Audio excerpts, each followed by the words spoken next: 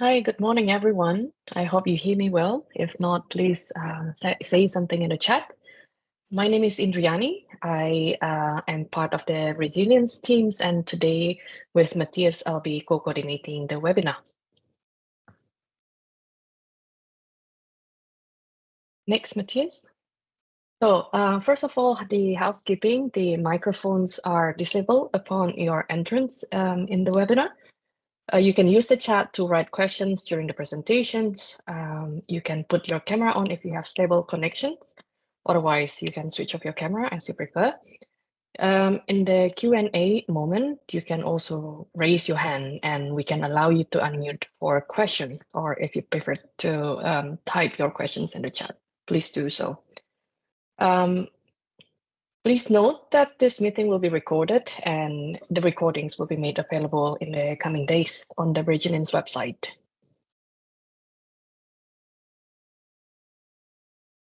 Next. Yeah. So we have quite a lot of speakers today. We have 5. And let me present you with one of them. I see everyone is coming. So first of all, we have Angelica Tamasova. She works in as a climate change adaptation expert at the European Environment Agency. She's a climate change specialist with a decade of experience in adaptation, and her dedication is reflected in her professional career, which started at the Ministry of Environment of the Slovak Republic, and it continues at the European Environment Agency. She is now working on the European climate law and governance regulation related adaptation actions, and recently published the EA briefing titled "Is Europe on Track Towards Climate Resilience? The Status of Reported National Adaptation Actions" in 2023. Next in line, we have Julia Vieiro as the energy and climate expert at IEECP. According to her, building on her academic research background, Julia is passionate about collaborating and connecting with local and regional stakeholders, understanding the different processes to adjust to the effects of climate change, including promising practices. She recently co-created the report that will inspire her presentation later on as part of her active engagement in the Resilience project. We also have Jan Koos. He is a research coordinator at the University of Antwerp and the project coordinator of Transforma. Transforma is a sister project of Resilience, and it aims to demonstrate solutions and pathways which are essential for climate and social resilience to achieve rapid and far-reaching transformational adaptation. We have next Isabella Katsimenis. She is a senior project manager at North Sweden Regional Energy Agency in Norrbotten region. Climate change adaptation, according to her, is a crucial part of the energy transition. Her dedication is reflected in her professional career through building climate leadership around Europe, and recently she worked on the Nevermore project. Last but not least, we have Tomislav Novoso. He's an expert advisor at Northwest Croatia Regional Energy and Climate Agency called REGIA. According to him, adaptation needs to work hard hand in hand with mitigation. The acceptance of one does not mean the abandon of the other.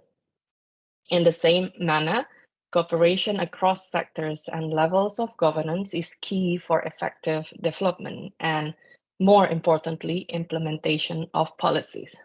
So, without further ado, next I will explain you about the agenda. First, we have Angelica talking about status of national adaptation actions, and then Julia on funding climate resilience in national and regional adaptation plans, followed by Q&A sessions. Then after that, we have Jan to talk about the Transforma governance framework tool and report, and then multi-level governance stakeholder group in practice by Isabella, and lastly, multi-level governance dialogue for climate and energy policy by Tomislav. followed again by Q&A and wrap up and closing, and including satisfaction survey, which is important for our project and for the upcoming open training sessions. So we have here Matthias. Yes, thanks. That was my keyword, upcoming open training sessions. So welcome also from my side. My name is Matthias Watzak-Helmer. I'm working as project manager at FEDARENE, the European Association of Regional and Local Agencies and Authorities working on energy, climate and environment. And within the Resilience project, I'm responsible for the organization of these training sessions and for coordination between the regions and our project. What is the Resilience Open Training Session? It's a series of events organized in 2 different cycles. The first cycle we are now in, and this is our last session of the first cycle, consisted of 4 different sessions focusing and targeting the most urgent topics we have identified suitable in respect to the regional demands that we wanted to address on a very broad European level. And today we will talk about governance. And in this respect, I also wanted to highlight that the EEA today published or released the publication of the European Climate Risk Assessment, and it addressed very precise that we have to act on a broader and faster pace when it comes to climate adaptation. This is not topic of today's session, but I still recommend you to take a look at it and see which policy fields are mostly affected by the changing climate. Which brings me to the second cycle. In the second cycle, we will focus on more sectoral challenges and specific solutions. So we will address these policy topics that have also been mentioned by the EEA in their reports and provide some knowledge and inspiration how regions can act to basically adapt faster and better and avoid maladaptation in doing so. As I mentioned before, this is our 4th training session. So we had 3 training sessions already on the European landscape on resilience, step by step towards climate resilience, and on financial support for regions. All of these sessions, including today's one, will be made available on the Resilience website. On resilience.eu, you can find, first of all the recordings and the information and the slides of the past sessions, but also have a say on the agenda to help us prioritize on the topics we are going to address in this second cycle. We have foreseen 6 sessions in the second cycle, so we will have to choose between the policy areas and the topics that we will present. Make sure that your topic is among of those which will present it in the second cycle. And with this, I will hand over back to Indre. Thank you. So first, we have Angelika Tamasova, who is here with us to explain about the status of national adaptation actions. Angelika, feel free to share your screen. Thank you. And I think the slides will be slowly available. Perfect, we can see. Okay, great. So a very good morning to all of you from Copenhagen. I'm really grateful that I can be here today at the Resilience Open Training Session and present you the multi-level governance in Europe and how the EU member states and EEA member countries organize themselves regarding institutional setup and governance on climate adaptation. First, I would like to start with a little bit of introduction on the European Environment Agency's work regarding the European policy landscape on climate change adaptation. Thank you so much for already making the links to the European Climate Risk Assessment, which was indeed published today morning. We are very excited about the Climate Risk Assessment because it's a very unique product regarding its messages. So I can put into the chat later the link. The executive summary is out and the press release, and you are more than welcome to have a look at that. And now I would move on today's subject on the policy landscape and the governance. The European Environment Agency is involved in two legislations from the field of climate change adaptation at the European level. One of them is the governance regulation on the energy union and climate action, and the other is the European climate law. The governance regulation makes it mandatory for the EU member states to report on their national adaptation actions biannually. And the member states also provide reporting regarding the fulfillment of the adaptation goals anchored in the national energy and climate plans. And the European Environment Agency organizes a lot of activities regarding the reporting. We secure the reporting system, we collect the data, we quality check the data, and we have this ongoing consultation with the member states. And also some EEA countries provide information on a voluntary basis, for example, Iceland, Turkey, or Switzerland. And after all this work has been done, we also dive into the assessment to see how we are doing regarding climate resilience, where we are going. Are we on the way towards climate resilience? This is the permanent question we try to ask. And on the slide, you can see all the publications from 2020 published on this subject. The work is way older, but these are the most recent ones. We have two assessment reports on the national adaptation policies. From 2020 and 2022. We have two technical papers which we published together with our European Topic Center on climate change adaptation, and they dive into the so-called key types of measures. So we try to have a look what kind of adaptation actions are out there, reported to us, and see what countries are doing. And the recent publication is a briefing and a technical paper on based on the 2023 information. The first reporting was conducted in 2021, and the second one was in 2023. So we already have two reporting cycles under the governance regulation. And what I'm going to be talking about today is based only on the governmental reported information. We have, of course, complementary resources, but this is the official baseline we work with. So whatever kind of figures I will show you, those are based only on the official information. I think it's very important to mention that. And I will move now to the next slide on the adaptation policy landscape in Europe. Please feel free to have a look at the briefing afterwards. It contains the key messages, and the technical paper contains the background analysis. But regarding the figure, what you see here, we have several types of policies. We have national climate laws mapped, national adaptation strategies, national adaptation plans, sectoral adaptation plans, and regional adaptation plans.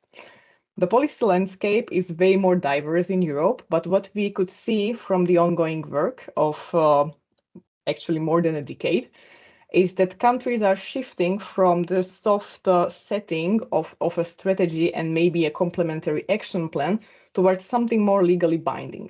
So what we have seen is that different type of legislation is either under preparation or has been already adopted. Either it is a climate law or any other type of legislative act which anchors adaptation to the legislation, and therefore it has a way more strong mandate. So we are moving from these soft approaches towards the mandatory approaches. All EU member states have some kind of adaptation policy document. Most of the time it's an adaptation strategy. Some of them have an adaptation action plan or some kind of combined document, combined document tackling climate change in the country. It's also very prevalent how many countries are working on the sectoral approach, which means that they take sector by sector and try to address the specific challenges in separate documents. This requires a lot of mainstreaming regarding the governance setup and a lot of cross-cutting work between the different governmental bodies. And the other approach we are seeing is that countries are going to the subnational dimension and setting up regional adaptation plans. This again requires a lot of work, a lot of informal and formal cooperation between the different levels of the hierarchy. And it's indeed very interesting to see how those frameworks in the European countries are very unique. They really reflect the national circumstances, and they really reflect also the specific setup of a country. There is a huge difference if a country has a strong federal system and with like decentralized competencies, or if it's a centrally organized country. It also makes a huge difference the size of the country, how big the population is, how big the area is. So we are complementing this kind of table and mapping out these policy instruments from year to year. And now we are focusing on the sectoral plans and the regional plans. As you can see, those two columns are a little bit blank. And the reason is behind it is very simple. There is no official requirement to report those information under the governance regulation. So we need to map this year manually the rest of the countries because not everybody included specific information on these two. So this is a task for this year for us. And now I would move to the transnational and the subnational dimension. It's very interesting to look also at, for example, the transnational dimension. As we know, climate change doesn't recognize the borders, and therefore countries need to work together, regions need to work together.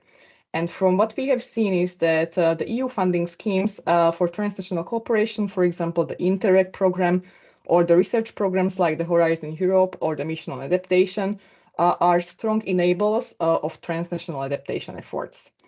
The other dimension we are looking at is the subnational, so the regional and the local adaptation. The European adaptation strategy says that local adaptation is the bedrock of adaptation, and a lot of action needs to happen there.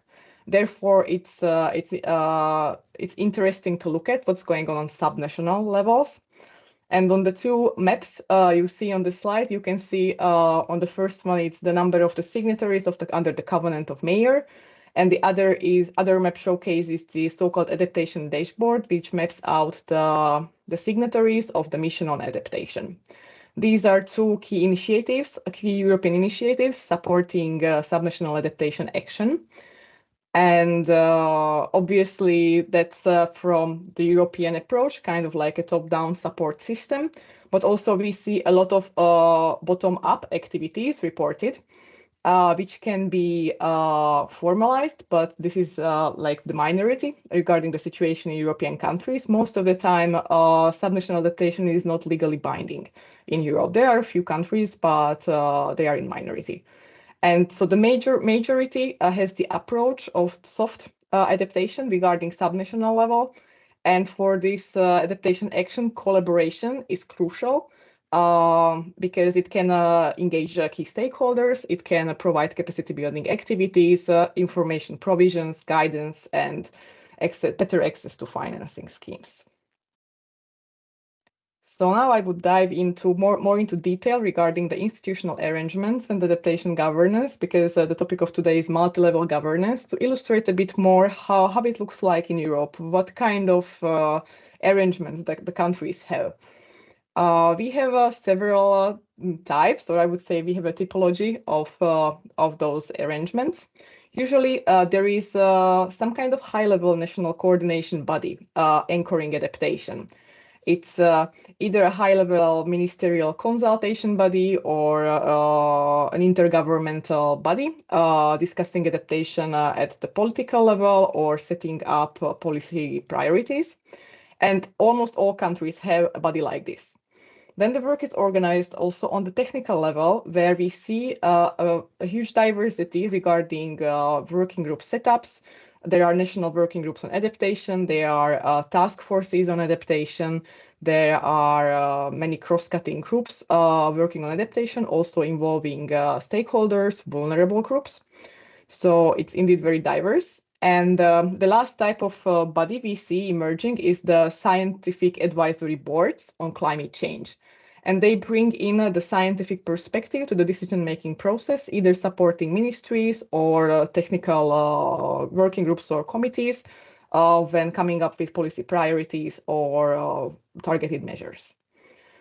Regarding the policy ownership, what we see is that usually adaptation is anchored at environmental related ministries in the majority of the European countries.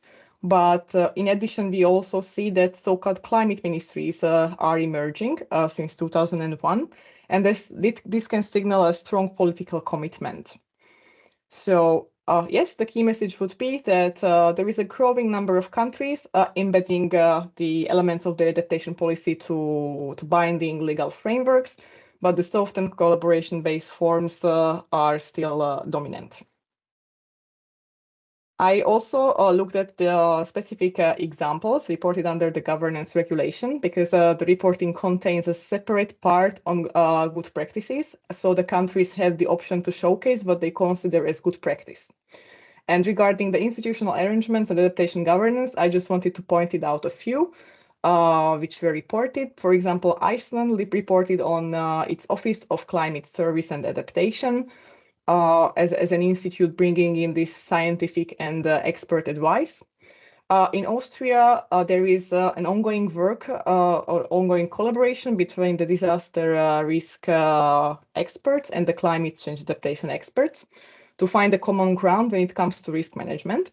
And this is mandated by the Conference of State of Environment Ministers. Another example would be Estonia, where the Estonian ministry is strongly engaged with the Association of the Estonian Cities and Municipalities. So this would be the illustration where the national level is engaging with subnational level to try to somehow harmonize the planning and the implementation. In Netherlands, these activities are covered under the Delta program for spatial adaptation. And the Netherlands are really famous about the so-called stress tests on local level to see what kind of climate hazards are out there, what are the expected climate impacts, and how they will hit the local authorities. There is something like a climate action regional offices in Ireland, which is really interesting because those are regional governance structures. So they really bring down the national agenda to the regional agenda. They serve also as knowledge hubs, and they have a key role at multi-level coordination. Other good practices would be a provision of different kind of manuals or indicators or guidances. For example, they exist in Poland. Or also there is an adaptation web hub network to be established soon in Greece. And there are also climate adaptation portals at the regional level accessible in Wallonia and Flanders in Belgium. And for example, in Luxembourg, there is something like a catalog of local level measures to implement. And I think these are the most interesting good practices and the good practices reported by the countries regarding this topic. And I'm coming slowly to the end of the presentation. So I would like to talk a little bit about the barriers, the gaps and the challenges, because it's always interesting to look at where we struggle with something. We need to be aware of the barriers and the gaps to be able to address them in the future. So what we have seen based on the reported information is that despite of the rather good setup of the institutional arrangements and the governance, many countries still struggle with implementation. And it boils down to a few key gaps: institutional gaps, financial gaps, technical and human capacities. Many countries reported that simply they don't have the capacity to deal with the coordination, which is at some point understandable. Adaptation is an extremely cross-cutting field and requires a lot of coordination, a lot of mainstreaming, and a lot of follow-up. So it can be possibly an issue with technical and human capacities. Sorry to interrupt, Angelica. We have 1 minute left. Wonderful. So I will the last slide left, so I can wrap up in 1 minute. So it's important to address those barriers. So the coordination is actually functional and really supports action and implementation. And this is my last slide for today. So I already mentioned that the content of the presentation comes from the assessment of the officially reported information. So if you would like to dive in more to the reported information, you can anytime visit Climate Adapt, the country profiles, and the adaptation dashboard on the climate and energy in the EU portal, where all the information is published in the form how it was officially reported. And you can search based on different topics, and you can learn more also about the institutional setup and the governance in the EU countries. Thank you so much for your attention. Thank you so much, Angelica. So for those of you who come to this open training session for the first time, this webinar talks about multi-level governance and our capacity building events for regional actors working on climate adaptation, where Angelica focused on the latest governance on adaptation from the European to the local level. Now we will hear from Julia on the highlights of the latest findings concerning the national adaptation plans from a European perspective and the funding of climate resilience in the national adaptation that she will share. Go ahead, Julia. And just thank you very much, Indri. Julia, for interrupting. Matthias. If you have already questions, don't be afraid. We will have the opportunity to ask some questions also to Angelica. So please put them in the chat to remember them. After presentation of Julia, we will have a common Q&A session for a couple of minutes. Sorry for this. And Julia, now it's your floor. Thanks. Thank you very much, Matthias, Indri, and welcome everyone to this open training session. Greetings from Amsterdam. Apologize in advance. You'll see me sipping on my water due to a sore throat. I hope that won't be too much of an interruption. So regarding my presentation in the next 15 minutes, I will present to you the most relevant findings and lessons learned from a study that our team has carried out last year on allocation of fundings and climate adaptation measures in Europe. But first, an introduction to the most important concepts. Into the next slide. What we have analyzed is 158 policy documents divided into two categories, the National Recovery and Resilience Plans and the National Adaptation Strategies or plans. If we look at the left of this slide, the Recovery and Resilience Facility is considered the centerpiece of a wider EU plan to recover, as we all know, from the economic and social damages due to the pandemic. And in the framework of this RRF, each member state submitted national recovery and resilience plans. And our analysis then considered, if we now look at the right of this slide, two main national adaptation policies. The first one is strategy, and the second one is a plan. And the drafting of these documents, they are aimed at supporting countries in medium to long-term planning for climate resilience by identifying, addressing adaptation priorities and objectives, whereas the National Recovery and Resilience Plans, they outline reforms and investments that will be implemented by end of 2026. And what they provide is a clear overview of milestone and targets within the included in the green transition category. If we go to the next slide, we will see the 6 pillars of the Recovery and Resilience Facility. I think, yes, Matthias, next slide. Okay, I think I just have to reshare it. It stopped working on my side. I'm sorry. I can continue by saying, yes, perfect. We can see it. That the green transition pillar. So it's divided into these 6 pillars. And in our analysis, we went in depth into the green transition pillar. So the first one that you see on the left of the slide, and in the next one, we show a breakdown of expenditure of the green pillar towards the objectives of the climate objectives per policy areas taken from the analysis of the European Commission scoreboard. I will just wait for the next slide to, yes, perfect. Thank you. So here we can see that, and it is actually the focus of this presentation, the expenditure on climate adaptation by RRF, the Recovery Resilience Facility. We can see that 6% of the funds are allocated to climate change adaptation. But what does this 6% actually translate in terms of what each member state allocates to adaptation? We can see this in the next slide. That was actually the scope of our analysis that was based on public data access between September 2022 and March 2023. And the scope of the content analysis included, as I mentioned, 158 policy documents across 27 countries. And in the next slide, we have categorized our findings in 4 categories. You can see a more extended explanation of the results in the report, and I've included a link also in this presentation. I can also include it in the chat.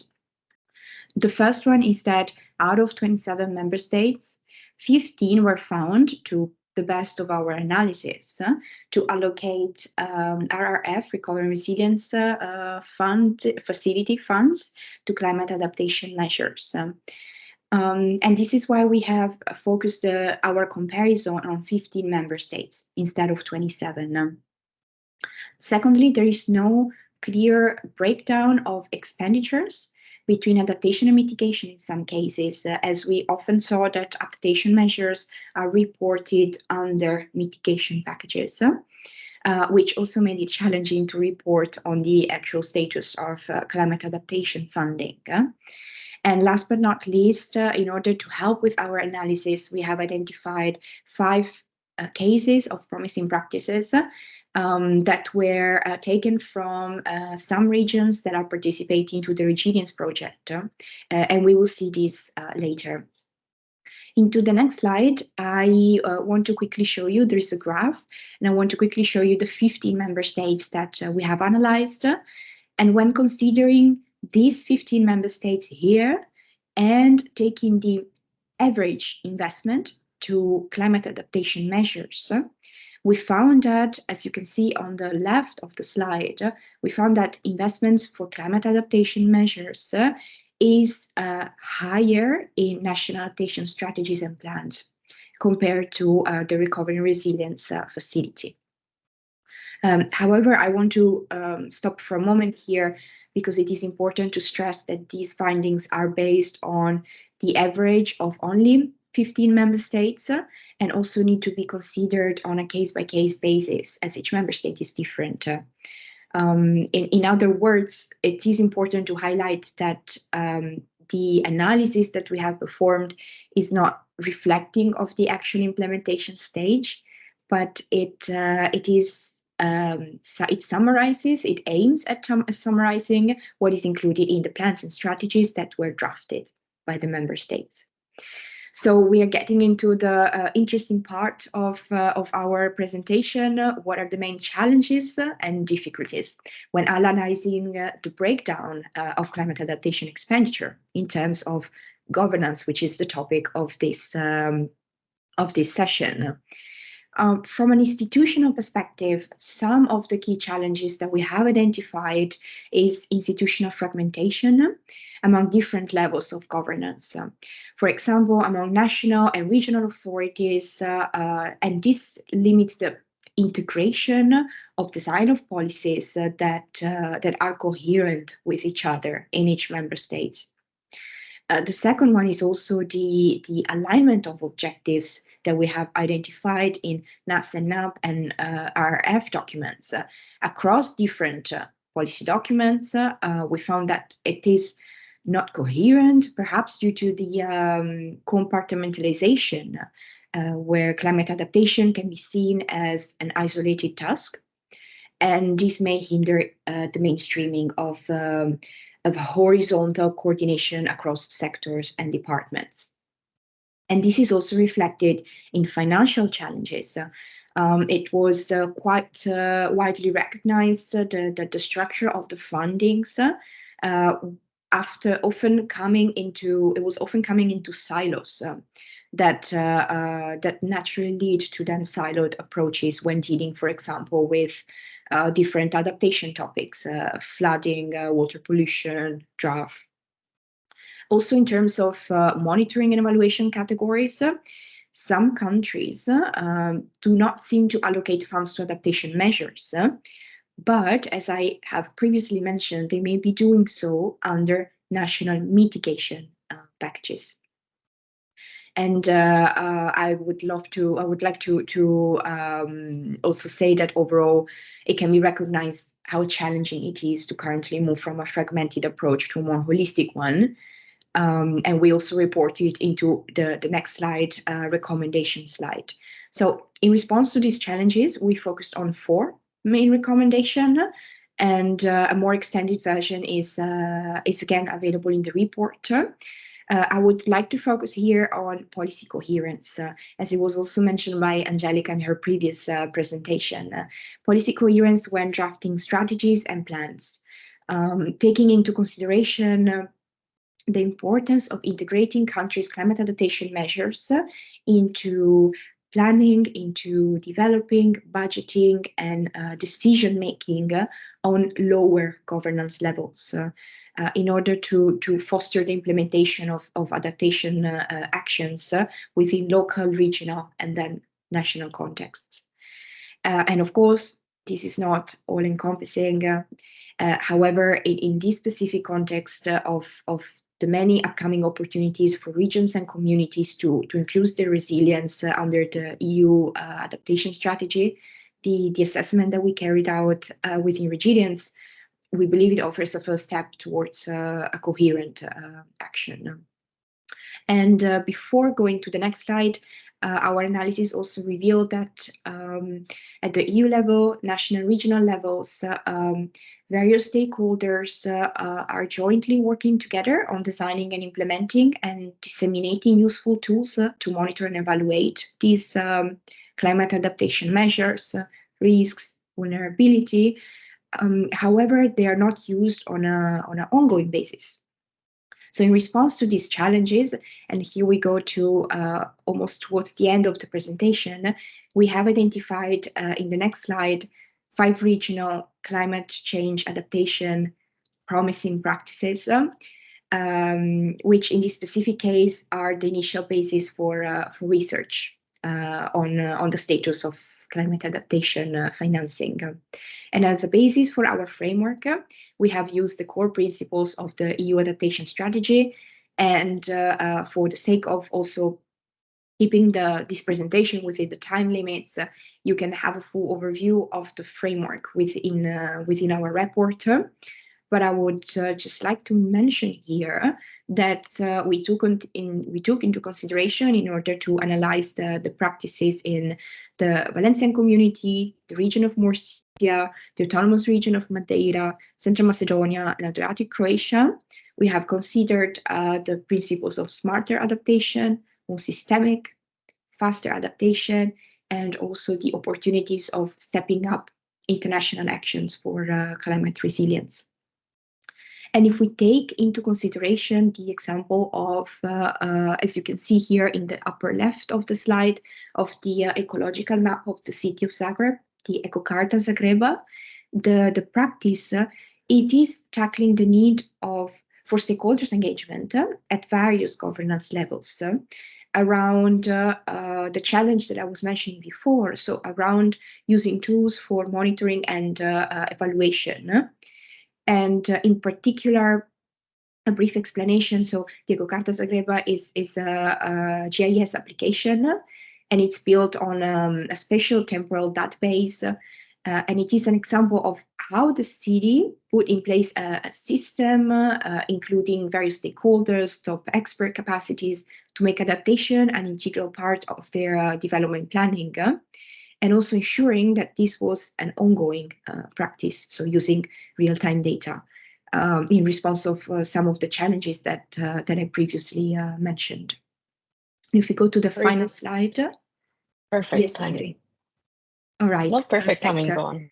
There are some, very briefly, there are some key takeaways of our analysis when researching promising practices in terms of climate adaptation financing, the core of this presentation. And the first one is, so the regions taken into consideration, they vary on under several matters, under several aspects.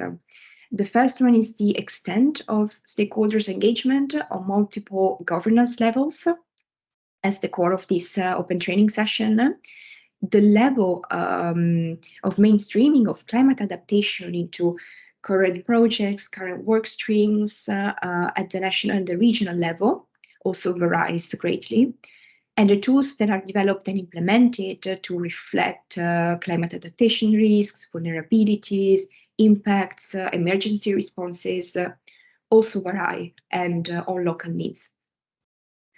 So I'd like to conclude that within several NAS and NAP and policy documents undergoing revision and renewal, it is really critical to seize the opportunity to improve monitoring mechanism to engage more local and regional stakeholders, as their involvement can significantly contribute to enhancing policy coherence in planning, development, and implementation of adaptation measures across Europe. And I conclude here my presentation, and thank you for your attention. Thank you, Julia. So now we're gonna have 10 to 15 minutes for Q&A session. Let me see in the chat if there is a question. Nope. Do you have questions so far? You can raise your hand and Matthias will unmute. Yes. Thanks, Henry. Until we have some questions from the audience, I already have a couple of questions for the presenters so far. So I will start with one of my questions, if you don't mind. So, Angelica, I think this one is rather for you. When it comes to implementation of adaptation, you said that in the member states, there are basically two different models that we have now in governance, in respect to governance, this soft and more binding way. Do you see a difference in the success rate of implementing climate adaptation, or do you have an analysis on this as well? Or is there no general link between binding and soft governance ways in the success of the implementation of adaptation options? Thank you for the question. Indeed, it's a very good one. Maybe I would start with one of the key messages of the European Climate Risk Assessment regarding that, because it's just the most updating message we have, and that is that what we have seen is that member states have been doing a lot regarding getting the overview of the climate risks and taking the outcomes of national climate risk assessments to the adaptation policies and planning. So all the plans were set up in some form in the last years. But what we can also see is that, unfortunately, the climate risks are more prevalent. So we will have to also step up adaptation planning and implementation of the actions. That's kind of the future, what is waiting for us. And indeed, we have the two ways, the soft approaches and the legally binding approaches. Countries are in the stage of adopting their national climate laws only in the recent years. So I would say right now we cannot really make a conclusion regarding what's the most successful or more successful approach. This year, the agency is looking into the climate laws already adopted and covering adaptation to have a better understanding of that. So I really hope that towards the end of this year, I will be able to tell more about that and answer the question. But what we have seen is that for 10, 15 years, the soft approach was prevalent, and now this has changed. So So let's see where we will be with our assessment towards the end of the years. I have just talked informally to some of the countries, and some of the experts confirmed on the technical level that indeed they see the change. They see that when adaptation is anchored in the legislation, it has heavier weight when it comes to decision making or setting up priorities. Okay, thanks a lot. So you already touched a little bit of my second question I would have for you, is on the task you described to analyze the sectoral and regional adaptation. You said until the end of the year you will be able to have some results on this. Is this the case? And I guess we will also learn from it on the official IEA website, or will this be only an internal report or publicly available then? So what we are doing this year is that we are looking at, right now we have 11 European countries having some kind of climate law. And we still need to map out the others, because adaptation is not always covered under a specific climate law. Sometimes it's covered under other type of legislation, for example, spatial planning or maybe biodiversity protection. So we have right now a good overview of the ones who cover adaptation under the climate law, and we will be investigating how they do that. And there will be some kind of internal report for that, and then an external publication. So we will definitely reach out to you once that is available. And yeah, we are really excited about that project this year. Yeah, thanks. A very interesting initiative. So can't wait for the results then. And Julia, when you talked about and showed that 15 out of 27 countries have allocated RRF money for adaptation, did you also consider the other European fundings that is allocated for adaptation there, or does it mean that the other 9 countries do not focus that much on adaptation in all, or do they have other channels to utilize European money for adaptation? Thank you, Matthias. Yes, indeed. So we had to abide to the scope of the report, which was the comparison and the alignment of national adaptation strategies and plans, and the financing of climate measures within these policy documents with the RRF, so the adaptation objectives within these documents. And the first part of our analysis indeed focuses only on these 15 member states, because that's where the alignment, that's where we found the alignment between policy objectives and priorities and adaptation priorities. However, when it came to the execution phase, or when it came to understanding how adaptation measures were structured, facilitated, and funding at sub-national levels, so for example, regional or sub-regional governance also, then we found out that different fundings were used. And this, for example, I will just mention a couple. This was the Interregio funds. So that's how also some of the projects they're still listed in our report, because although they were not funded by the Recovery and Resilience funds, however, they were still meeting some of the criteria of the EU adaptation strategy, and that was of stepping up with international collaboration and coordination on adaptation, for example. But then some others, they were also funded by national tenders or regional tenders by regional energy agency or government agencies, by EU grants, for example, well, Horizon Europe right now, not anymore Horizon 2020, even though we have identified promising cases of projects that were funded by Horizon 2020 and also LIFE, but so many other at the regional level, they included the active engagement and the proactiveness of public authorities, of also civil society organization and businesses as well. So it was not only a horizontal coordination work in terms of regional public authorities, but it was also a cross-sectoral, which was quite interesting for us to witness.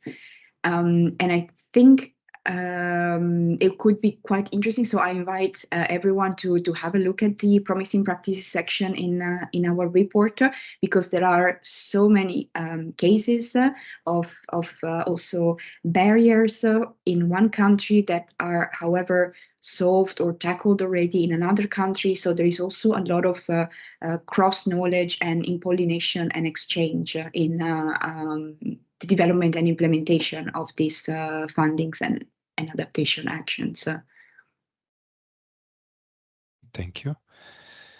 I don't see any raised hands or questions in the chat, so I don't want to stress out the Q&A session for too long anymore. I wanted to thank you both for your very interesting presentations. For me, it was very clear and very fruitful to have you here and to learn from the newest developments. I'm also looking forward to get more results and insight on this.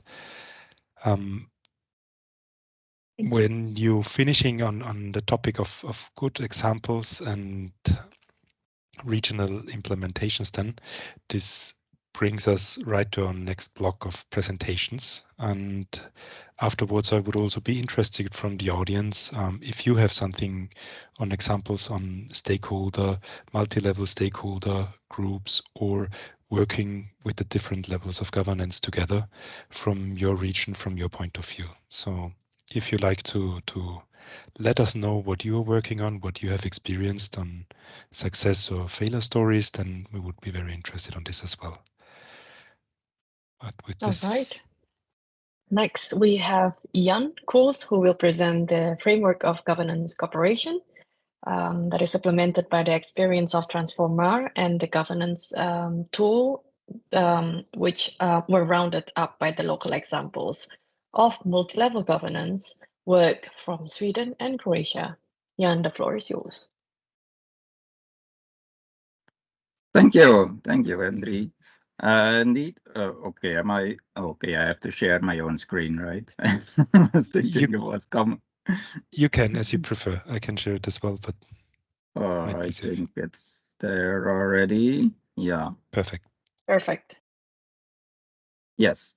So indeed, so Transformer is one of these Horizon projects from Horizon 2020 still that basically aims to look at regional scale to see how adaptation governance can be improved. Well, basically, Transformer is a bit of a bigger story that addresses transformational adaptation. So we had then like a good idea that we wanted to change the planet in Spanish somehow for this project with an A from adaptation. So and that transformational adaptation, that when the project started, that linked to the adaptation strategy, obviously, yeah, which basically asked to go faster, smarter, and systemic, have local solutions. So that was also like the aim of Transformer in a way. So so we have like technical and nature-based solutions and all sorts of solutions, but also then governance solutions, and yeah, all that fits together, right? So we developed already like early in the project that governance framework tool. The idea of that tool was basically to as a sort of capacity building, let's say, in a way, yeah, for our regions, because yeah. Well, that is found, that also has been mentioned earlier, that especially at regions, there is not really too much expertise then, but also still to some point now on an adaptation policy. And then since that report, says our report, of course, there are like two new ones that are, which have been highlighted in a way as well. That is Europe on track with climate resilience that Angelica mentioned. And then the European, the Commission staff working document on the climate law. And then the one of today, also on the climate risk assessment. So a lot of the recommendations in a way are like similar. So I just, as it is also part of this overview of adaptation policies, I briefly scanned through all the requirements in Europe on adaptation. Maybe some, well, I guess most of you know a bit of it, but maybe not all, or maybe don't have like the entire overview or so. So. There are like various requirements, and a lot of them, as Matthias also raised, are voluntary, and recently they are like legally binding as well. And the oldest one, also the ones that are basically only available when we started with Transformer only like 2 years ago, was like the adaptation strategy, and that was basically the only thing then together with Mayors Adapt. So it started in 2013, but then the adaptation strategy. And that one of the big results or outcomes, to my view, of the 2013 adaptation strategy is the Mayors Adapt, which is now called Covenant of Mayors for Climate and Energy, right? And they basically at the local level developed the so-called CCAPs, Sustainable Energy and Climate Action Plans. And now, of course, the mission has received like a lot of attention. The mission on adaptation, where also Transformer, this project basically fits in. And that was all voluntary. So there are legally binding requirements that came up.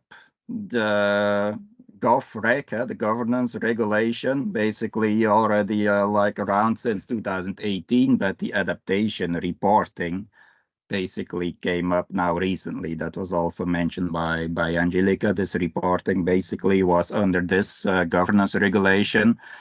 And it doesn't oblige countries to do like adaptation. It obliges them to report on what they do on adaptation. So so in a way it encourages, of course, because some countries don't want to give like a poor image. So so whatever they do, they're reporting. And the climate law also has like the Article 5 on adaptation, which basically says you have to develop a plan. So it is not, and it needs to be coordinated and needs to be sure you have it in all sectors and so. But basically, well, that is like the legal obligation, but it's but it's not really having like strong targets like on climate neutrality or so. And then the final one, I think, which also comes up more, well, will become more important in the future, is the EU taxonomy on sustainable finance, because it has like adaptation also as in a criterion, and so all the investments that mainly private investment need to be screened for their so-called taxonomy alliance. So they also need to contribute to adaptation, or at least not harm adaptation. And then, of course, the national adaptation strategies have been mentioned, but there are also like sectoral adaptation plans, and that sectoral adaptation plan is a bit of a confusing term still, right? So there are many countries that have like an adaptation plan, either national, either at a municipality or a city under the Mayors Adapt. But the sectoral plans are in a way confusing. What is a sectoral adaptation plan? So like the Water Framework Directive, they ask for river basin management plans, and they ask for coverage of the climate risk and make it climate proof. And a lot of them don't really do like a good job in covering climate change in the river basin management plans. But in a way, that is like a sectoral adaptation plan if they would do something about adaptation. So, and then of course you have agricultural, health, etc. and so forth. But basically, the sectoral adaptation plans are a bit fuzzy, let's say, or undeveloped. All right, so this one you have seen already from Angelica. Basically, it says the Mayors Adapt has a lot on energy, like that was from the report we made in May 22, but the ratios in a way are similar. That only like a small portion of the Mayors a covenant of mayors signatories are doing are having a commitment on adaptation, like something like 10-15%, and then they are like unevenly distributed. So there's like Belgium, Italy, Spain that has like really a lot, and the others are a bit like scattered. Well, here and there, of course, more. But they're like the issues. Like, of course, it's not necessarily because you have signed the covenant that you have an action plan. Also, that is increasing. But then, of course, also the monitoring is a bit like tricky. Yeah? So, like how to monitor if you're making progress. This one also was made in a way by Angelica. You see, like the charter, some new cities pop up, some new regions. They are like having like a broader coverage. But also they are not obliging themselves, they're not committing basically. Yeah? So the charter signatories to the mission have like more freedom than those to the covenant of mayors. But yeah, so it also fits to, I think, Matthias' question on voluntary versus legally binding. Then this one, I think, is from this commission staff working document. So I think that hasn't been presented, but it's of course based also on the same info as from the EEA report. Basically, it says that all member states currently have like a climate risk assessment in one way or the other, some more updated, some more comprehensive, some more sectoral, and so. They all have a national adaptation strategy and plan and governance structures and mechanisms.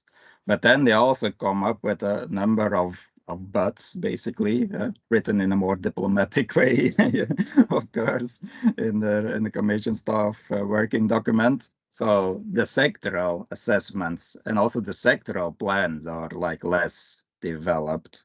And the governance is there, but then it's often not linked to a body with strong political authority, like the prime minister's office. So you need to connect all these sectors. So if you have like an adaptation office or department that's somewhere hidden in, for example, the Ministry of Environment, yeah, like how would they be able to connect all the various sectors together?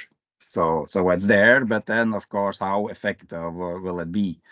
Then of course the investment needs also is like, of course, a known issue. So the money is not spent largely on adaptation, even though it's also often not clear like what is adaptation, what not. That also has like earlier in the early presentation, nature-based solutions heavily promoted by the Commission in many projects and strategies, but not included too much in adaptation strategies.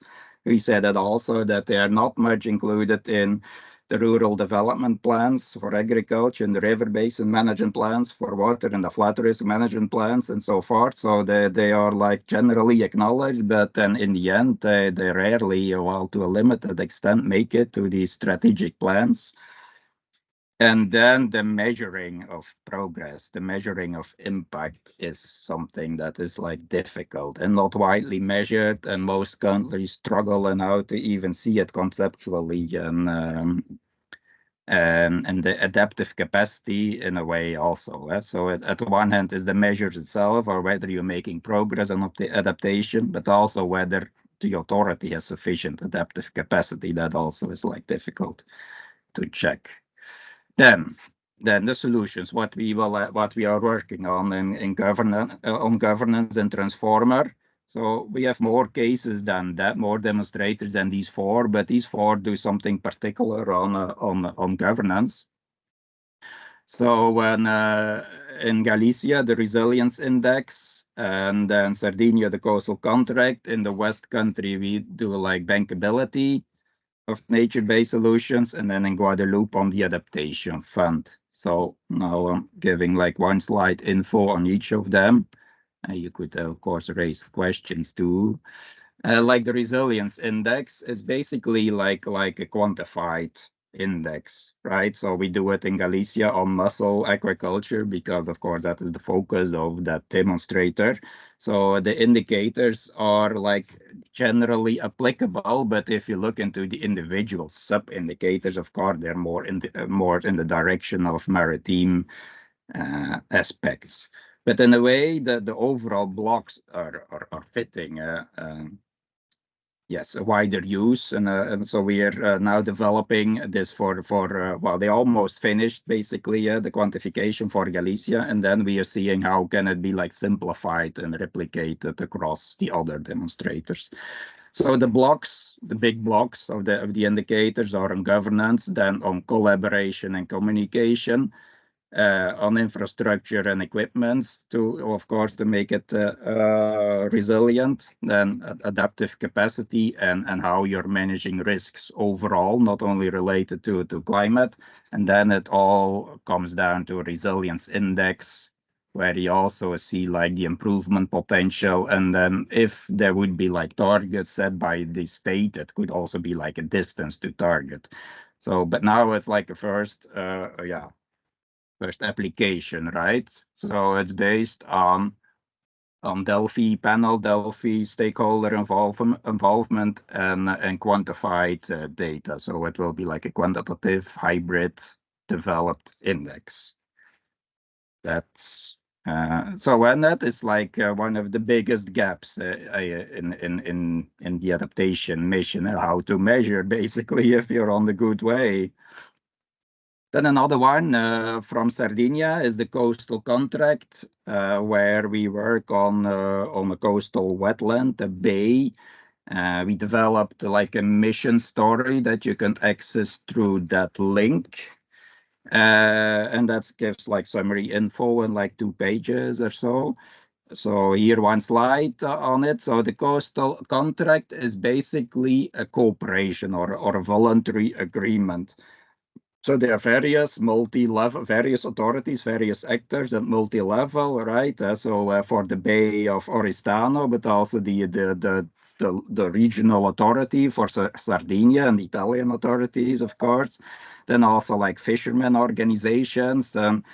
I think more than 10 actors agreed to work together and come up with like a coastal contract. They divided basically the task that they agreed on a joint mission, joint vision for that area, and they would work towards like a common vision. It's basically a more specific version of an adaptation plan, right? So, or a river basin management plan, or, well, a more specific version where the actors agree to share tasks and responsibilities. So as part, well, so at one end is a governance solution, but at the other end is also like a data solution, because we have like what we call a local wetland observatory, is where we basically bring the data in a dashboard mode, let's say, together to also serve for the risk assessment and for the state-of-the-art assessment, basically, of the wetland. So then we move to the next demonstrator in the West Country in England. They have a bit of a similar issue on nutrients that we have in Belgium and the Netherlands. Basically that there is too much nitrogen and phosphorus in that part of England.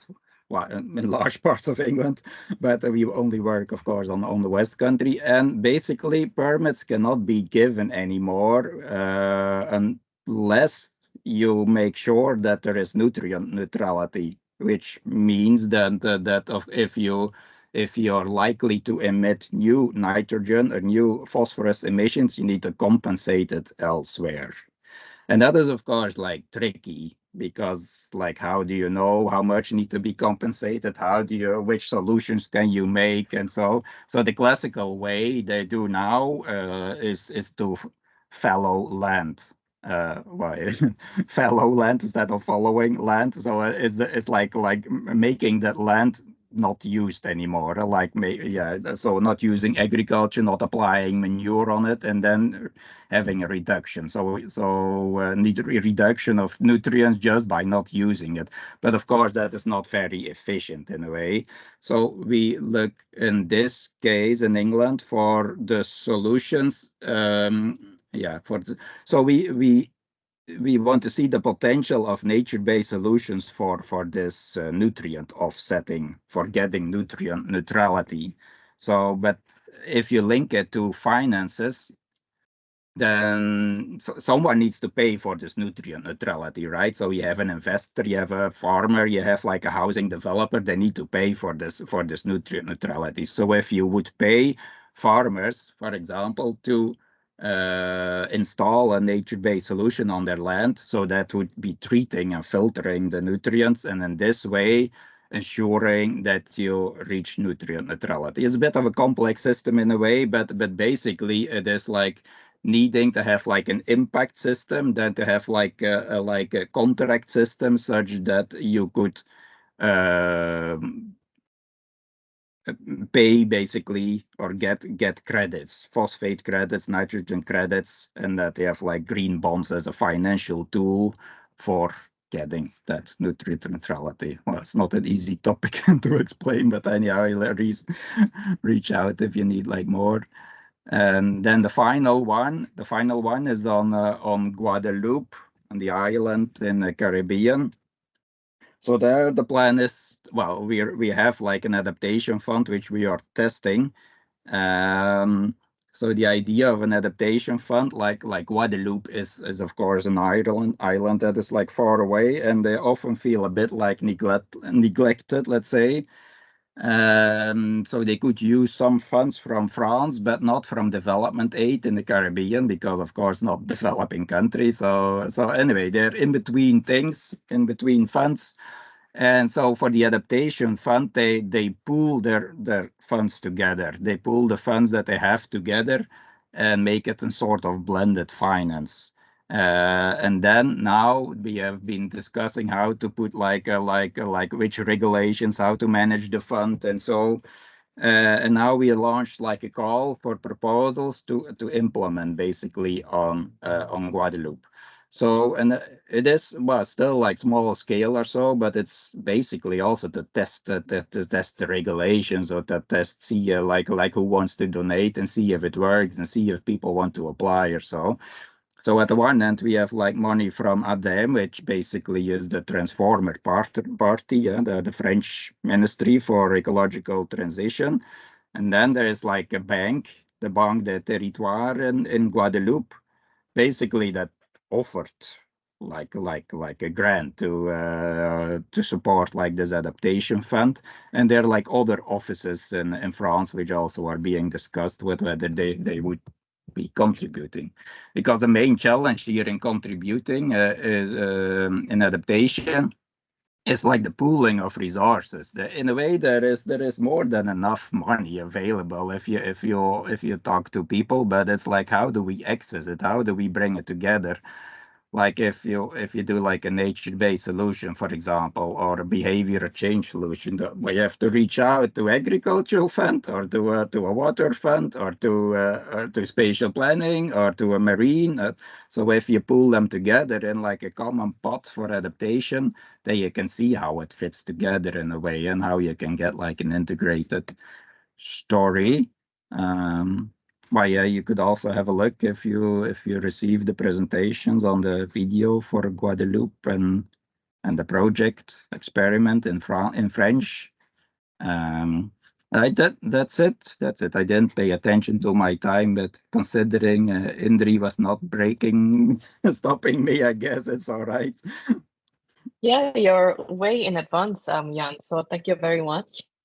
I will continue to the next presenter, but in the meantime, I would like to ask you, if you have questions, please feel free to type them in the chat. We have another Q&A session later after the last presenter. So now Isabella will present us the Swedish governance stakeholder groups in practice. And without further ado, Isabella, go ahead. Yes, thank you so much. Thank you for inviting me and thank you for arranging this webinar. So shall I share my slides or are you going to do that? However You can prefer. share. Yeah, how would you prefer? Okay, great.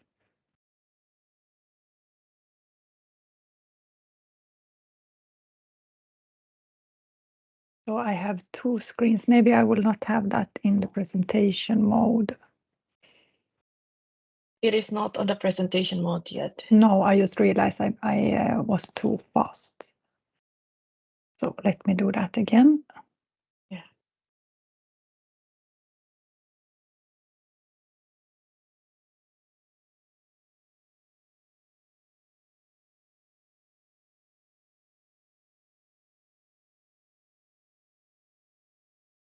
Yeah, where did the meeting disappear now? Let me see. Oh, there you are. Okay.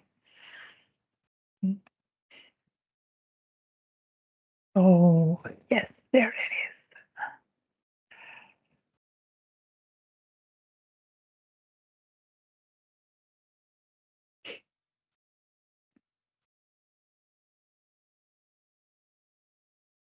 So can you see now? We see also the Teams, not the complete screen. Okay, like Yes, this? that one. Yes, okay. Now it's a blank. Okay, perfect. We see it. Okay, great. So again, I'm very happy to be here and I want to give my thanks to the team who have arranged this webinar. I'm very grateful to be here. So my name is Isabella Katsimenis and I come from North Sweden Energy Agency, Energikontor Norr, where we are working with a local stakeholder group for a project that is called Nevermore. It's an Horizon Europe project where we are working in a collaboration to enable visions and tools for end users and stakeholders. And this is done through a common modeling framework to work towards climate neutrality and a resilient society. So this is addressing the topic of climate adaptation together with local stakeholder groups. So this Nevermore project is done in 5 case studies. So we have 16 partners from 8 countries where 5 case studies are produced. So one case study is in our region in the north of Sweden called Norrbotten. Another region is in Trentino in Italy. Another region is in Murcia in Spain. And then there is a region on Crete in Greece in Stygia. And then the last region is in Tulsi in Romania. So the objective of the Nevermore project is to develop tools and models for simulating and assessing the impacts and risk of climate change in these 5 different areas and the effects this will have in climate policies. So in these 5 mentioned case studies, the project are developing 5 local councils, which are stakeholder groups that are engaging local actors and forming this new way of collaboration. So in these groups, we have different stakeholders who are representing different parts of the society, each having different skills and knowledge that they are bringing to the table. And these working groups are representing the meeting point and the dialogue point between the project and the society, where all parts are represented. So these different representatives have their own expertise and knowledge that they bring to the table. And you can see on the pentahelix image on the screen, for example, we have representatives from private companies like the mining industry. We have a lot of forest here and forest owners. We have real estate people in the stakeholder group. Then we also have the county administrative board and several of the municipalities represented. This group is also consisting of academia and scientists who are experts in climate adaptation. And we also have several NGOs, such as Nature Conservation Organization, River Protector and Water Protector organizations. So these local councils are a perfect ground for meeting, where co-creation and discussions and the collective learning is taking place. So in our local council, we have developed a group of local stakeholders who are meeting in person or online 2 to 4 times every year. And here we have workshops where we are discussing different topics. We are doing study visits. So the meeting can be located in one of the stakeholders' organization, so we can combine it with the state study visit and see presentations of best practices. So, for example, the last in-person stakeholder meeting took place in a holiday resort, a winter holiday resort.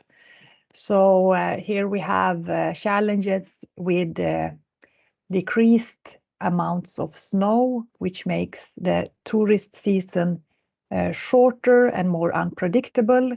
So they were showcasing their localization and their adjustments, how they are working on these topics.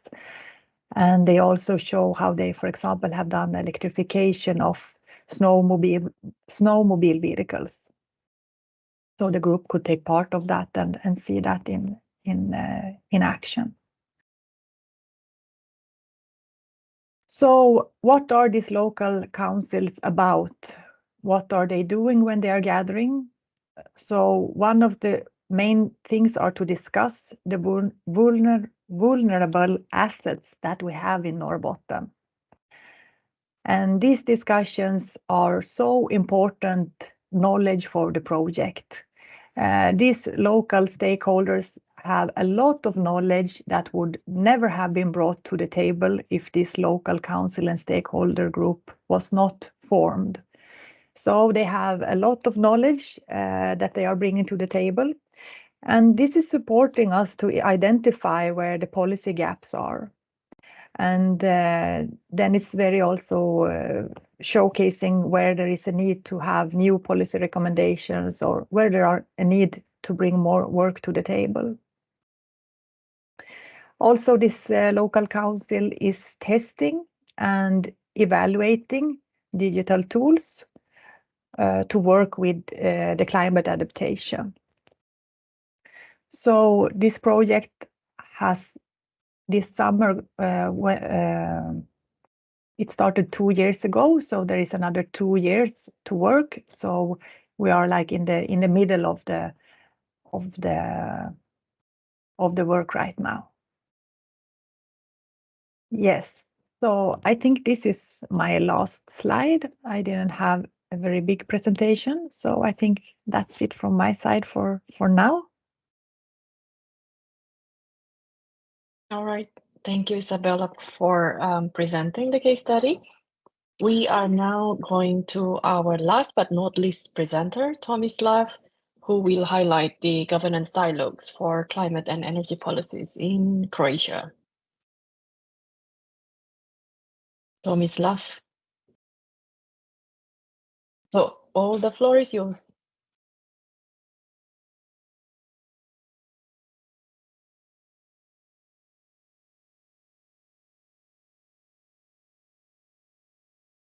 Hey, very sorry for this. I just need to switch internet networks. The one I'm connected to is not strong enough to sustain my stream. Just give me a few seconds.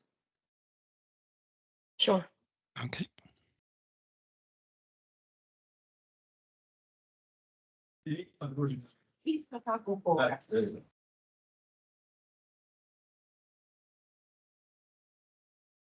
And I will share your presentation as well, and we have to excuse Thomas Laffis and not in the office today. And yeah, I should be with you. Yes, we Am I with you? Yes. Yes. Excellent, excellent. Let me then just share my screen and I can start presenting. I can share it as well Okay. if you like.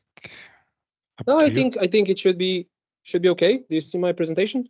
Yes. We see. Yeah, perfect. Yes, excellent. Thanks. Excellent. Thank you very much. And again, sorry for the delay in my start. As Matthias mentioned, I'm not in the office today, so I'm trying to run around and find a quiet place to actually talk for it. This presentation might be a bit different than the previous ones because it's not solely focused on adaptation. It's actually around the multi-level climate and energy dialogues, which we've initiated and have been implementing in Croatia within the framework of the current NECP development, and of course within the life-funded NEC platform project. And for this, I will just give you a brief overrun of how and why this whole process started, how the implementation in Croatia is going, and what our future steps, or at least our planned future steps are. So to get things started, how and why did this whole process start? Well, all member states are basically obliged to implement climate and energy dialogues by the Article 11 of the governance regulation. So it is basically a mandatory step. However, in the previous round of the NECP development, this step was somewhat overlooked, and the quality of these dialogues wasn't really up to standard in almost all countries across the EU. So basically, because of this, the EU launched a call for projects to try and strengthen this whole process up. Within NEC platform, we are implementing this within 6 EU member states. You can see them here, and the whole process will last around 30 months. And the last thing to get out of the way is what these dialogues are in practice. So basically, the idea is to have a core institutional arrangement with key stakeholders present from the local and national levels, as well as a variety of experts in the field of energy and climate, in order to facilitate quality dialogue and quality communication, both horizontally and vertically, so across various levels of governance and across various sectors on the topic of energy and climate. Now, the process that we've implemented in Croatia. So our process is basically founded on 4 key steps. So just for anybody who's not aware, the NECP is the National Energy and Climate Action Plan. So it is basically the country's umbrella document in terms of energy and climate planning. And in every country, there is usually a ministry responsible for its development. It's usually either a Ministry of Sustainable Development, Ministry of Energy, Ministry of Climate. In Croatia, that is the Ministry of Economy and Sustainable Development, which holds economy, climate, and energy under its jurisdiction. And the key step for us was basically to get a strong support from this key ministry, because without them, we're basically talking to ourselves, and we can have the best setup, we can have the best topics and the best experts, but if these people aren't on board, it's all for nothing. And the second thing that was important was to establish a strong cooperation with the actual authors of the NECP. So the ministry itself doesn't develop it, but basically hires a consultant, which in the case of Croatia is the National Energy Institute, called Energy Institute of Hrvatska Požega. And basically from the very start of this process, even when we applied for the project, we basically informed them and tried to get them on board from basically day zero. And the key for that is basically to give them both a sense of ownership of the whole process and to have them on board from the start. This was quite successful. We do have a strong ongoing relationship with both of these entities, strong working relationships with them. So we managed to present our case. We've managed to basically present what we would like to do, how we would like to support them, and of course, get them on board. They've graciously agreed, and from this point, everything basically started. The second key element was to focus on meaningful and relevant topics and focus on open communication and flexibility within the organization of these climate and energy dialogues. And the key message that we brought to these two entities was basically, we are here to support you. The EU is paying us to basically be your consultants and to help you do this process well, without imposing any of our own I don't know, ambitions on this whole process, but basically we wanted to keep this of very high quality, and we also basically use this platform to also advocate for the needs of the local and regional level towards the national level. And the last part is we've also practiced continuous communication and cooperation with other key stakeholders within the process. So I've only mentioned the two key entities that are responsible for the development of the NECP. But as you will see in the next slide, the whole process actually held, I think, more than 20 or 30 different institutions throughout its various iterations. In practical terms, we are aiming to deliver at least 6 climate and energy dialogues by the end of the process of adaptation of the NECP in Croatia. And for now, we've implemented 4 with the 5th one on the way. And as you can see by the very brief pieces of information and numbers, they've been quite successful. So the first one that we've organized last year, we've had around 40 participants, including 9 national ministries. So we had a very strong representation from the national level. And we've also had representatives of local and regional governments both through associations of cities and regions and through cities participating themselves, a variety of NGOs, experts in the field of energy and climate, members of the academic sector, and so on and so forth. And we've used this first meeting basically to set the stage, to provide an overview of what the NECP is, and to give everybody something to latch onto or something to find interesting for their own cause. And basically, this was the initial hook to bring people on board and to try and maintain them throughout this process. This was a live event. The second one was a virtual event, which focused specifically on the roles of the local and regional governments within the NECP. So basically explaining their obligations, their opportunities, what is expected of them, and so on and so forth. We've managed to attract around 90 participants. Considering Croatia is a country of less than 4 million people, we think this is quite a big success. And we followed this up with a third one with over 45 participants. Again, all of the 9 ministries have been represented. The key step here was basically to go over the key measures, the key targets, and the key ambitions that the NECP is focusing on, and basically trying to talk about the implementation and funding steps of this. And the key takeaway from the third dialogue was basically, I think this isn't a message that will be a big surprise to anyone, but there is a huge funding gap between what we need in order to achieve the targets we have both in adaptation and mitigation, and the funding that's available for Croatia. That gap is around 90%. So basically, this also gave us a way forward into the 4th dialogue, and will lead into the 5th one. Both of those have been and will be focused on funding and financing. For the 4th one, we had very strong representation of the financing and financial sectors in Croatia, so a variety of banks, funds, and other experts that basically try to help us identify ways to attract private investments into climate change mitigation and climate change adaptation. This was a smaller group because of it's a very specific topic.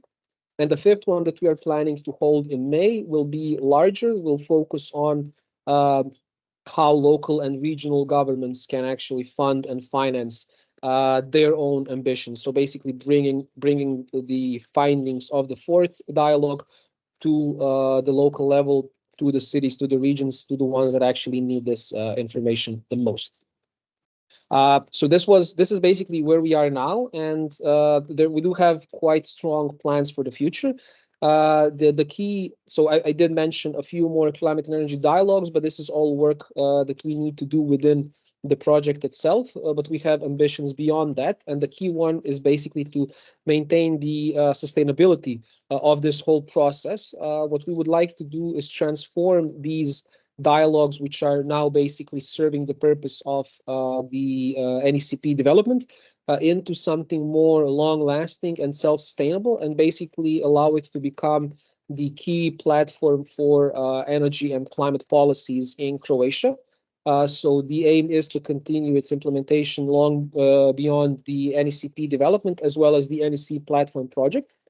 And for this, we've already started exploiting some synergies, for example, with the platform for sustainable finance at the Croatian Ministry of Finance. So they are also quite aware of this issue, this funding gap. They have tried to do something themselves, but since they are a national level ministry, they don't have such strong connections to the local and regional level. This is basically where we come into play, and we can support them in this process, both reaching out to them, talking to them. We understand what their gaps are much better than the ministry does. So it is a very nice synergy that we have between us. Plus, it also gives us opportunities to join forces and do events and these types of dialogues and communications and with much higher quality. And of course, we also aim to implement sector-specific meetings, workshops, and conferences co-hosted with the key stakeholders from those sectors to promote discussions around sustainable development within their areas. For instance, mobility, buildings, district heating, but also things related to adaptation such as NBS, green infrastructure, so on and so forth. And just one last slide on the project. Here you can basically see the consortium and who's implementing the process where. So if you ever need information in any of those countries, you know who to contact. You can, of course, always reach out to me, and I can put you in touch with everybody in the consortium. And also on the NEC platform website, you can find a list of best available practices within Europe, and I think even globally, beyond just the project, all related to multi-level governance approaches. That was it from my side. If there's any questions, I would be very happy to answer. Thanks, Tom. Pretty much in time. So now we will open the Q&A session. Let me see if there's something in the chat. Matthias? Yes. Thanks. Thank you for the presentations to all three speakers, also from my side. I have one question that is initially directed to Isabella, but I would open it up also to Tomislav a little bit. And the question is, how do you keep the stakeholder groups dedicated? And does everyone actively participate in every meeting? Isabella, how is this the case for you? Yes, thank you. So we are doing several things to keep them dedicated and to participate in every meeting. So we have a large group with a lot of recipients where we are communicating with them regularly. So we keep in touch with them, so to say. So there are emails sent to them, and of that big list, we have some of the key actors that we are also in touch with by phone calls. So we are talking to them in person. And then we have this regular flow of the meetings. So there are, as mentioned, 4 meetings in a year, and 2 of them are in person and 2 of them are online. So then there is time to get together to also connect and to strengthen the relationships and the discussions even further. We all have also made the participation from this group voluntarily, so they are not obligated to participate. So there is a free option to choose to come and participate. And our finding from this is that it is more easy to get people together, because many of these people are also coming more like on the voluntary side. Some of them are not coming in like in service from their that they are representing an organization that they have a paycheck from. Some of these participants from this group is coming from like a voluntary NGO side. So therefore they are not paid for the time that they are bringing into the project. But what we have found from the participants, as I mentioned also in my presentation, that this is a group of people who has a lot of expertise, knowledge in their particular field. So I think the benefits for them is that they are given a seat where they can come and give their input. They can come and give their expertise and bring value to this larger picture. And our finding is that this is something that they are putting a value at. So therefore they are giving the time, even if there are these circumstances. So I hope this is answering the question. This is how we have done in our case study. Very interesting to see that the perspective of having or can be able to contribute to something that has an impact in the end already ensures that the people are joining. Tomislav, how do you see it in Croatia, the situation? Sure. So, I mean, not everybody is active on each workshop, of course, especially when I mentioned we had some with 90 participants, some with 45. There's quite a few people that just listen in. This is also expected when you talk with different high-level institutions at the same place. Not everybody is always comfortable talking. However, I think that one of the key elements is one of the first things I mentioned that we did, and this was try to instill a sense of ownership over the process. So we are trying to avoid any needless discussions on topics that aren't very relevant to the people that are present. So we're trying to keep everything very very focused on the key messages. We are also trying to engage the key stakeholders by actually calling them out during the meeting and asking them for direct feedback. This sometimes works well, sometimes does not. And in terms of people staying on board, for now, we've actually had a lot of luck. There wasn't really any drop-off. When we, for instance, call one of these meetings and say a maximum of 2 people per institution, we get a lot of people asking if they can bring 3 or 4. So I think this topic is quite interesting. I think there's still a huge lack of understanding around climate change adaptation and climate change resilience, especially. So the stakeholders that are working in this field are very keen to cooperate when the time comes, or when the opportunity arises. So this was far less of a challenge than we thought it would be. I think that once you have the key stakeholders on board, and one other thing that we've also done was to make sure that the invites and the official communication goes always either from the side of one of the ministries or with their logos in the invitation, so that people understand that they are heavily involved in the process. All of these gives us a lot of leverage to have people come and actively participate. So it really wasn't a challenge at all, and we were quite surprised by that. Okay, very interesting. We have got one question from Matiana in the chat. If you would like, you can also unmute yourself and speak out. Just firstly, thank you for mentioning the eco map of Zagreb as a good practical solution, but I will use my chance also to maybe communicate the struggles because this is multi-government topic. So correct me if I'm not right, but I hope it would be for us easier if EEA strategic documents or any EU document would be like some recommendation for overcoming our issues with public procurement, because at local level, every government, we struggle every year. We spend half of the year for public procurement for our IT solution EcoMap, for like maintaining that. It would be great if we could, I don't know, like mention some dynamic maybe planning of a minimum 4-year planning or co-financing period, when some solutions for maybe adaptation measures are good or EU validated. I'm talking about previously co-financed by EU funds.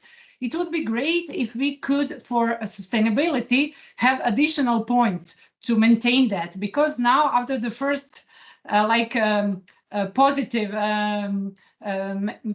interactions, now we are a bit tired.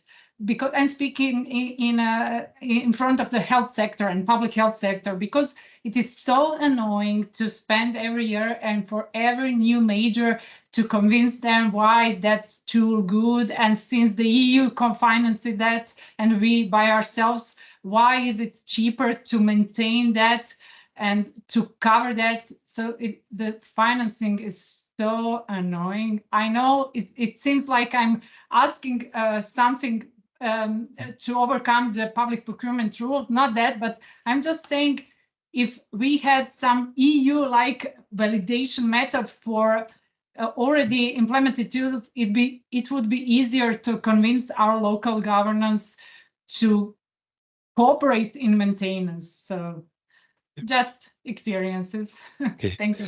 Thanks a lot for this. And that is also a question I would forward also to the 3 regional projects that have been presented in the end. How do you see the sustainability beyond the duration of this funding?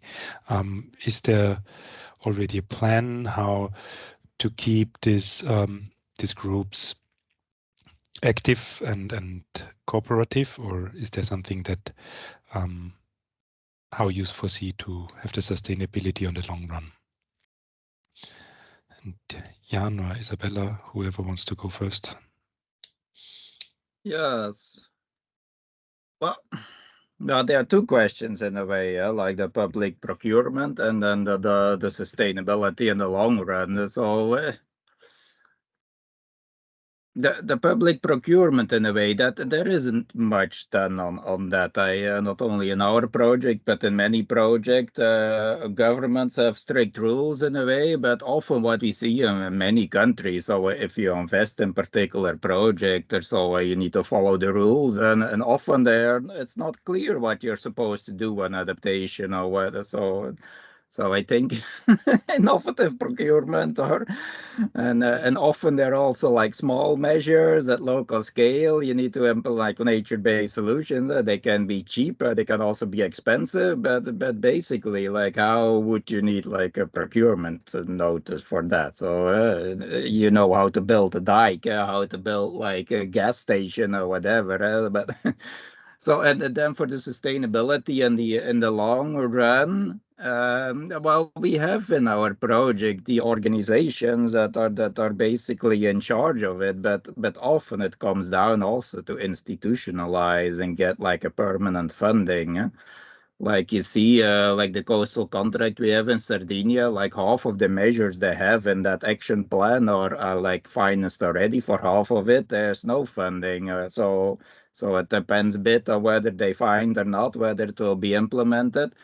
But in a way, that's already like a good practice because they know who will do it. They know which organization at which level, who has which sort of competence and task.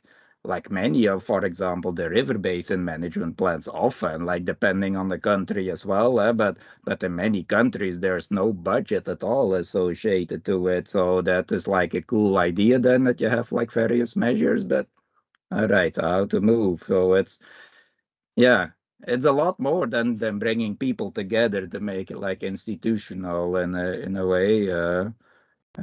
And yeah.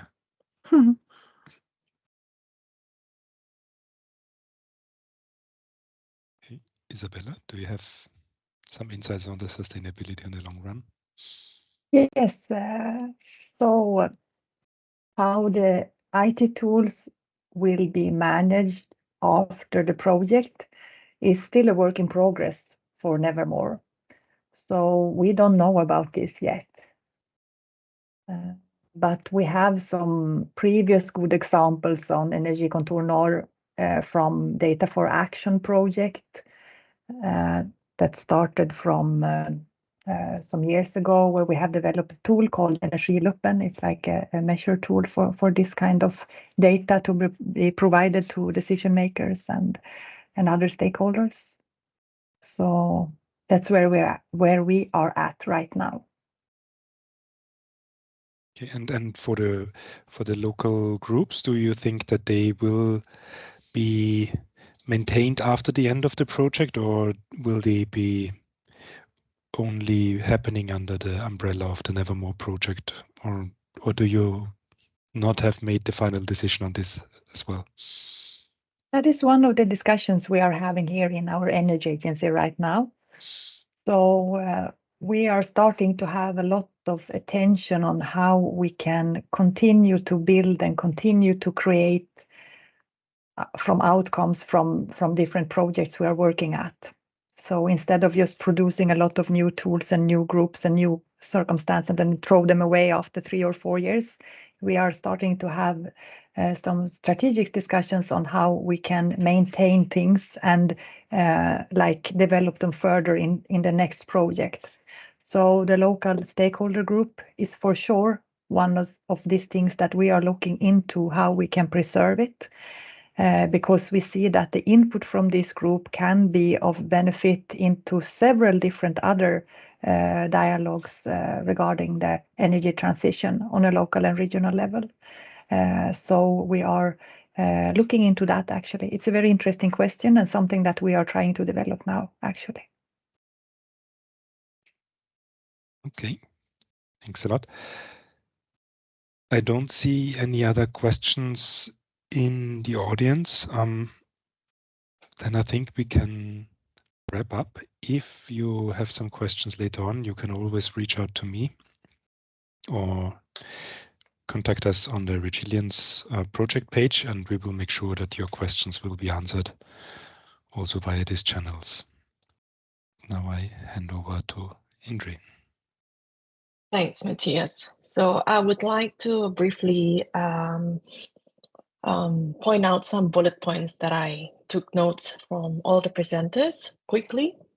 First of all, the EEA has published online the technical reports on climate adaptation and resilience, including EUCRA, European Climate Risk Assessment, to help identify policy priorities for climate change adaptation, mainly in different sectors.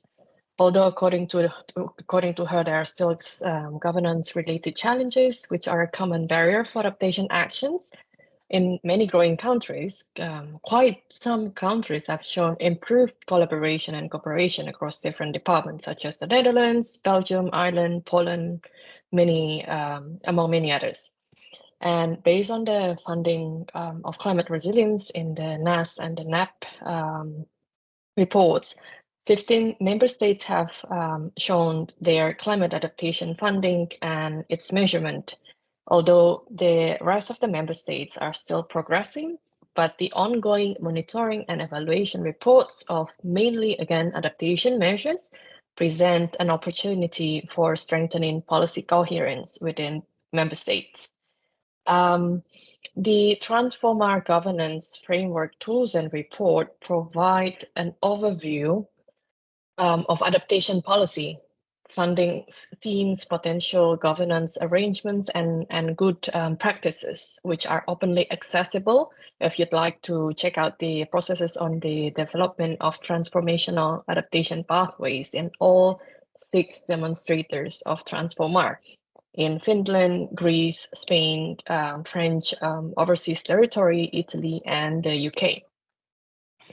The case study of Swedish governance shows us a collective and engaging local actors in creating groups where the local councils are able to brainstorm, co-create, and share experiences by just providing them with a space and a platform. The same goes with the case study in Croatia, where the sense of ownership is strong across different levels of key stakeholders by creating continuous dialogues and cooperation throughout the process and at the same time improve synergies. So these 2 case studies on different projects have proven us that communication and dialogues are not only building trust among stakeholders, but also an effective approach to enhance collaboration and engage them in the informed decision-making that we have. And this will automatically create support for initiatives and an opportunity as well to find creative solutions that are inclusive for everyone. So those are my bullet points. I hope they are fine, and please correct me if I'm wrong for all the presenters.